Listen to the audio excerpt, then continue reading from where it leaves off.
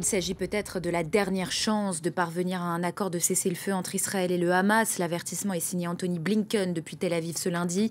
C'est la 9e visite du secrétaire d'État américain en Israël depuis le début de la guerre. On retrouve notre envoyé spécial à Jérusalem, Cyril Payen. Bonjour à vous Cyril. Où en sommes-nous de l'avancée de ces pourparlers en vue d'une nouvelle trêve ? Écoutez, la seule certitude, c'est qu'on sait que le secrétaire d'État américain, Anthony Blinken, donc le chef de la diplomatie américaine, qui, vous le disiez, a multiplié les voyages au Proche-Orient et particulièrement ici en Israël depuis le 7 octobre dernier, eh bien, une discussion, une conversation qui se dit positive et franche a eu lieu. Elle vient de s'achever d'environ 3 heures avec le Premier ministre Benjamin Netanyahou, alors que sur le terrain, on voit bien que les deux parties, c'est-à-dire le Hamas et le gouvernement israélien, se livrent à une surenchère, chacun campant sur ses positions qui semblent parfois relever de l'antagonisme, et on a du mal à imaginer comment on va pouvoir trouver un terrain d'entente.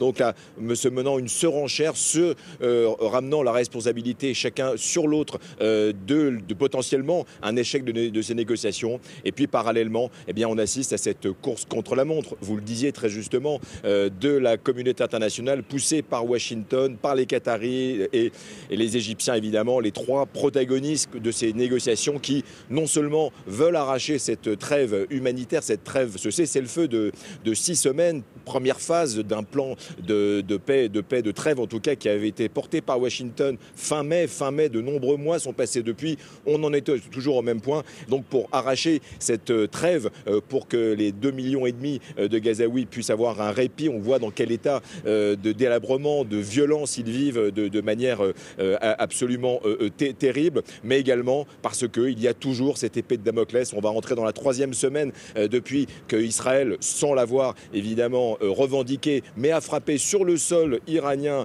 en tuant le chef négociateur du Hamas, le visage connu du Hamas, le chef du bureau politique Ismaël Haniyeh, et que depuis, l'Iran, ses affidés au Yémen, en Irak et bien sûr au sud Liban ont promis une réponse d'envergure.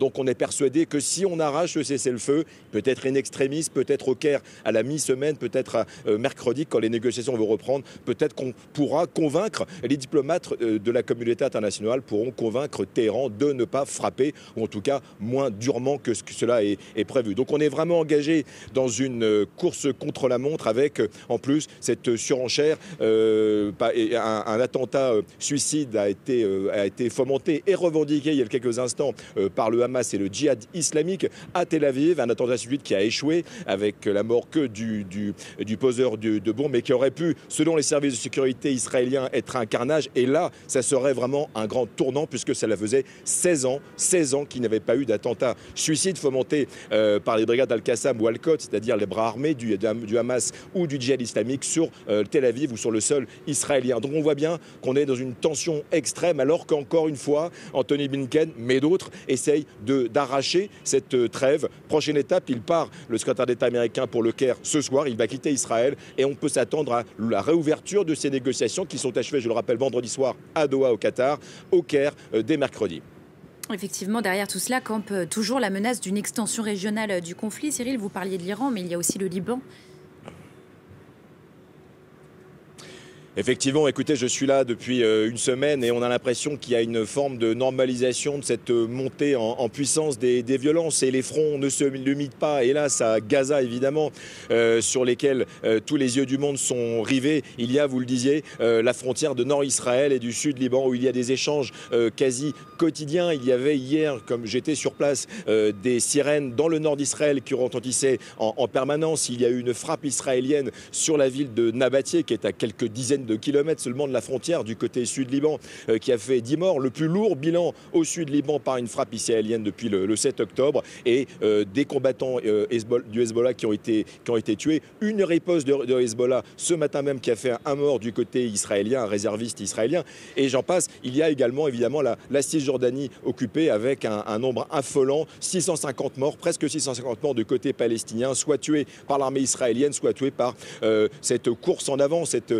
folie de violence menée par les colons israéliens, comme Agit au nord dans la banlieue de Naplouse, à quelques dizaines de kilomètres au nord de là où je me trouve à Jérusalem, en Cisjordanie occupée, où un jeune Palestinien de 23 ans a été tué par des colons qui ont attaqué son village. Bref, on est réellement dans une spirale de violence. Tout le monde se demande ici comment cela peut s'arrêter. Beaucoup se disent également que ce n'est pas certainement ce cessez-le-feu qui pourrait potentiellement être sauvé, pourquoi pas, au Caire cette semaine, qui pourrait en tout cas arrêter cette spirale de violence qui prend des allures absolument incroyables ici sur place. Cyril Payen, envoyé spécial de France 24 à Jérusalem, merci.